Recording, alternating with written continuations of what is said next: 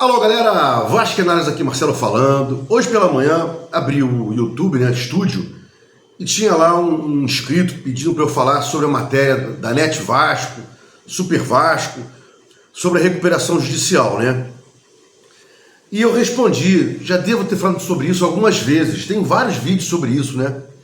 Eu falei lá atrás algumas vezes que quando você entra com um processo de recuperação, né, tendendo ao final uma consolidação da dívida para início de pagamento, para evitar-se a falência, operam no processo o administrador judicial, que eram dois que a juíza queria, o Vasco conseguiu baixar para um só, que é custo, né? Foi um agravo de instrumento no qual o Vasco venceu, uma decisão interlocutória que ele derrubou dois administradores, passou para um só, né?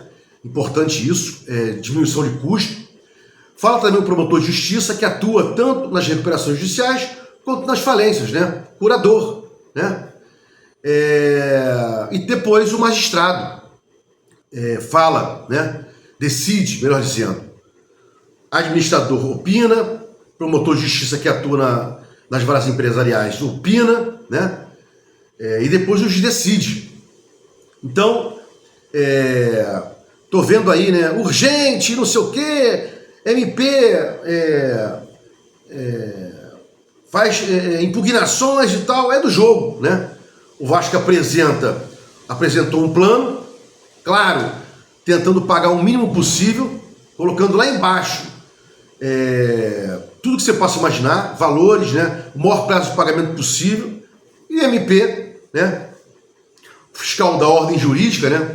Depois da mudança do CPC, passou a ser fiscal da ordem jurídica e não mais fiscal da lei, como era antigamente, né? Porque não é só lei, né? Tem outras coisas, por exemplo, tem tipos de ordenamentos que não são leis especificamente, né? Bom, então, houve lá alguns empecilhos, né? Sobre questão de pagamento, né? Prazo de pagamento, percentual de deságio, essas coisas todas. O MP considerou equívoco, né? Está incorreto, e ele pugna pela administração legal, né? Disso. Os credores fazem parte aí de uma massa de gente que tem que receber um valor justo, né? Então, nada mais do que a tramitação normal de uma recuperação judicial, na qual o Vasco apresentou plano de pagamento para credores com inconsistências, MP aponta e agora vão haver as adequações, né? E muitas delas também por impugnações, né? Salgado disse que ia impugnar, né? O empresário do Watson disse que ia impugnar, o empresário do Esforza disse que ia impugnar. Vão haver impugnações, né? Com os caras querendo receber os valores que acham devidos. Está correto, né? Está correto. Então, recuperação judicial em trâmite. Até eu colocar o título do meu vídeo isso. Normal, né? É algo normal.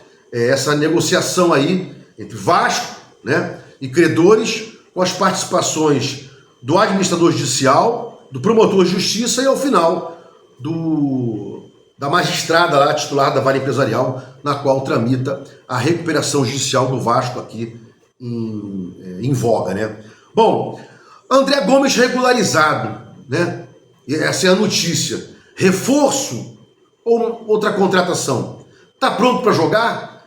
Parte técnica, parte física, né? Matheus França, a gente escuta falar aí, né? Que vai ser contratado e tal. Estaria pronto para jogar? Parte física, parte técnica, né? Estaria melhor do que os que estão aí, né? Titulares, reservas, né? E base. Eu sempre toco nesse ponto, né? O Andrés Gomes vai fazer diferença? Vai acrescentar algo aos titulares, melhor que os reservas? Matheus França, idem, né?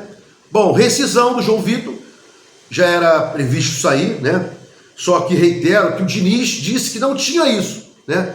Diniz não foi honesto com o torcedor, que logo depois de um jogo qualquer, numa coletiva, ele falou: não tem nada comigo, a matéria do jornal diz que eu vou decidir, tá na minha mesa e tal, não tem nada comigo, o João Vitor vai ficar, quero que ele fique. Logo depois, as notícias de venda aumentaram e agora essa rescisão aí no bid, né? Então, Diniz não foi honesto com o torcedor do Vasco, né? Vasco e Botafogo, ingressos vendidos e tal, né? É o que tá aí, né? Ótimo, torcedor, mesmo sendo esculachado, né? Há muito tempo, não abandona o Vasco, né? Vai encher a casa contra o Corinthians, vai encher a casa contra o Botafogo. E falando em esculacho torcedor, eu soltei um vídeo ontem aqui no YouTube, um menor, né? Nas outras plataformas, TikTok, Kawaii, Instagram, eu boto um menor, né? Até 3 minutos. E lá eu falei que o Vasco vem sendo esculachado há 25 anos. E lá apareceu no TikTok um inscrito que se insurgiu, né? Veementemente contra o meu vídeo, dizendo, não, pô, peraí. Em 2011 nós fomos campeões da Copa do Brasil e em 2012 fomos bem e tal, não sei o quê. E em 2011, como quase fomos campeões brasileiros, fomos roubados e tal, blá, blá, blá. São só 13 anos só. É isso que eu falo. Torcedores Nutelas, né, enchendo o saco. E no bom sentido, né, eles querem defender o Vasco, mas ao invés de defender o Vasco, e eu defendo o Vasco, eu tenho que reclamar dos que estão à frente do Vasco, né? De 2000 para cá o Vasco não ganhou nada importante, só caiu, à exceção da Copa do Brasil. E eu vou abrir um comentário aqui dizendo que de 2012 para cá são só 13 anos, e de 2000 a 2010, que ganhamos coisa alguma, só um carioquinho em 2003. E de 2012 para frente, que foram só 2 carioquinhas em 15 e 16. O resto só vexame, né? Novamente, torcedores Nutelas, né? Tá feliz, estão felizes. Você critica, eles reclamam. É uma loucura, né? Parece que o torcedor do Vasco ganha de 6-0, fica feliz da vida, né? E depois acha que é normal perder para a Juventude por 2-0, jogando de uma forma desorganizada, como foi lá, né? Bom, vai vender o Luiz Gustavo? Ótimo, né? Vai vender uma promessa barra realidade aí e vai ficar com 3 zagueiros, né? Medíocres, abaixo de medíocres, né? Lucas Oliveira, Lucas Freitas e o Lemos. Inclusive o Lucas Oliveira, zagueiro de ofício, no último jogo não entrou. Entrou um lateral esquerdo improvisado, para você ver a vergonha, né? Ah, mas peraí, pô.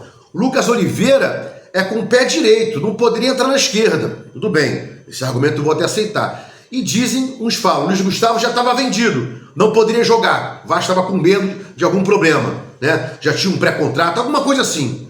E outros disseram que foi incompetência do Diniz, de levar o cara para lá, botar para aquecer e não colocar o cara para jogar, botar um lateral esquerdo improvisado. A gente ainda não tem a certeza ainda do que aconteceu, né? Bom, o Vasco vai ficar com os 3 zagueiros, né?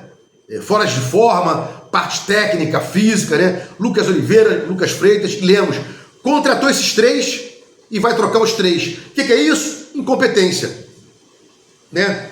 Coutinho irregular, joga uma boa, joga 3 abaixo da crítica, por isso eu chamo ele de sazonal, né? Aparece de vez em quando, aparece uma estação do ano, né? Para jogar, né?